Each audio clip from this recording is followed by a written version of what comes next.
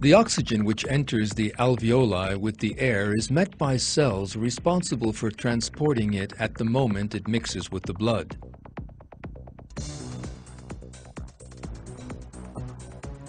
These are the red blood cells. There is a very special protein inside the red blood cells, hemoglobin. Every single red blood cell contains some 250 million hemoglobin molecules. This protein, called hemoglobin, is a marvel of creation, specially designed to take up oxygen. It contains 4 iron atoms.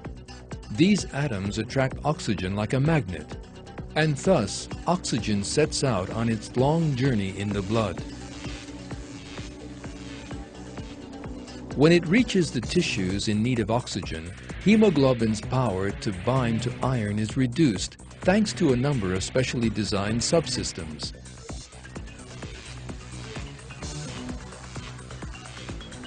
The oxygen is thus released from the hemoglobin in the red blood cells and delivered to the cells which need it. The carbon dioxide produced by the cells is again transported to the lungs by the hemoglobin and complex systems. The carbon dioxide carried to the lungs is discharged from the body here. This exchange of oxygen and carbon dioxide continues every second all through life.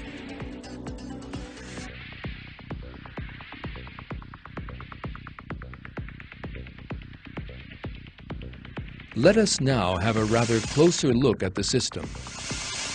The hemoglobin molecule is a protein made up of 564 amino acids. In the central region are 4 iron atoms responsible for the transportation of oxygen. Hemoglobin's 3-dimensional structure and amino acid sequence have been specially designed for the transportation of oxygen.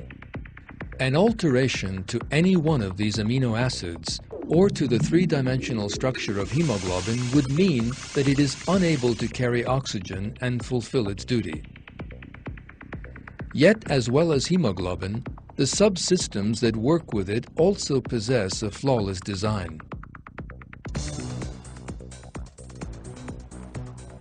For instance, hemoglobin and oxygen establish a powerful bond when they come together in the lung. Yet this bond weakens at the tissues which stand in need of oxygen, and the oxygen is released from the hemoglobin.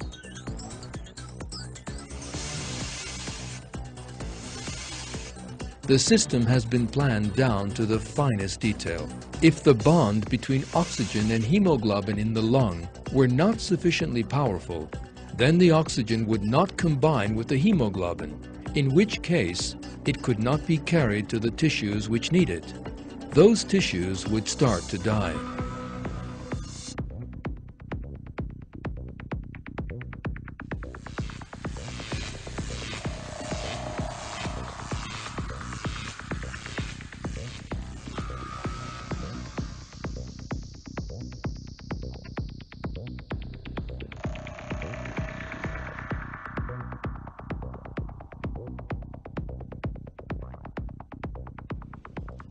As a result, the slightest alteration to the present system in the hemoglobin would spell death.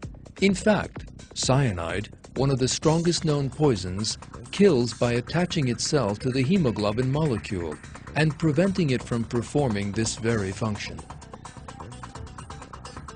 All these facts once again reveal the baseless nature of the theory of evolution. The theory of evolution maintains that living things acquired their features gradually, stage by stage. Yet, like the other millions of systems in the body, the oxygen transportation system can only function if it is in its present perfect state. Even the slightest alteration in hemoglobin, which forms only one part of the whole oxygen transportation system, means the system as a whole is unable to function. For this reason, it is impossible for hemoglobin and the oxygen transportation system to have come about by evolution. Even a hemoglobin molecule on its own is evidence of the invalidity of the theory of evolution, and proof of the perfection of God's creation. In the Quran, God says,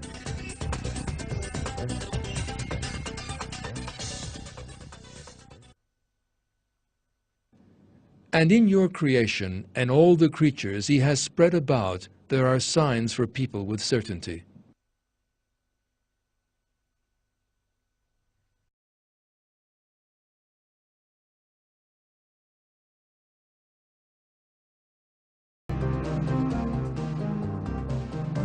Does not man see that we created him from a drop, yet there he is, an open antagonist. He makes likenesses of us, and forgets his own creation, saying, "Who will give life to the bones when they are decayed?" Say, he who made them in the first place will bring them back to life. He has complete knowledge of every created thing.